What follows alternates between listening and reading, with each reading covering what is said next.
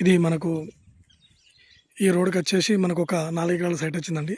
అక్కడ కనిపించే మన కల్వర్ట్ అండి. ఆ కల్వర్ట్ నుంచి ఇక్కడ ఈ సైట్ వరకు ఎగ్జాక్ట్లీ ఒక 300 మీటర్స్ ఉంటుందండి.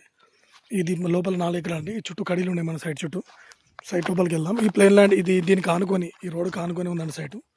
కొంచెం ఇది మనకి సైటు ఇడిచిపెట్టారండి. ఇది మనకి ఇక్కడ గెస్ట్ హౌస్ పర్పస్ చాలా బాగుంటుందండి. ఇది మొత్తం వరి పొలమే అండి. ఇది సైట్ చుట్టూ కడీలు వేసి ఉన్నాయి. సైట్ లోపలికి వెళ్తున్నాం. మొత్తం వరి పొలమే అండి. ఇది ఇందులో ఒక మనకు బావి ఉంది, బోర్ ఉందండి. చూడండి ఇది మొత్తం వరి పొలం. మనకు మొత్తం 4 ఎకరాలు వరి పొలమే అండి. ఇది మనకు ఒక బావి, బోర్ ఉందండి. ఇది మనకు అదేవిధంగా ఇది రైతు దగ్గర ఉందండి. మనకి 28 లాక్స్ చెప్తున్నాడు 1 ఎకర్ వచ్చేసి. కొంచెమే నెగోషియబుల్ అండి. మంచి రెడ్ సాయిల్ భూమి ఇది. మనకి ఇది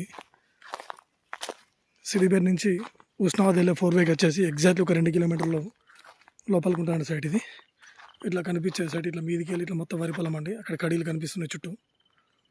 అటు మన బ్యాక్ సైడ్ ఇట్లా కన్నీళ్ళు కనబడుతున్నాయండి. ఇట్లా వెళ్ళి ఈ మట్లు వేప చెట్టు నుంచి అటు కిందికి ఉంటుందండి. దీనికి అటు కూడా ఒక దారి ఉంటుందండి. ఇది మంచి రెడ్ సాయిల్ భూమి. వరి పొలం కావాలనుకున్న వాళ్ళకి మంచి ఛాన్స్ ప్రాపర్టీ అండి. ఇది మనకి సిద్దిపేట ఉస్నాబాద్ వెళ్ళే 4 వేకు చాలా దగ్గరలో ఉంటుందండి సైట్. ఇది 2 కిలోమీటర్లు. అదేవిధంగా మనకి ఇది ఉస్నాబాద్కి వచ్చేసి సైట్ మనకు ఒక 18 కిలోమీటర్ దూరంలో ఉందండి సైట్. ఇది ఈ గడ్డ మీద మనం మంచి గెస్ట్ హౌస్ పర్పస్ కట్టుకోవచ్చండి.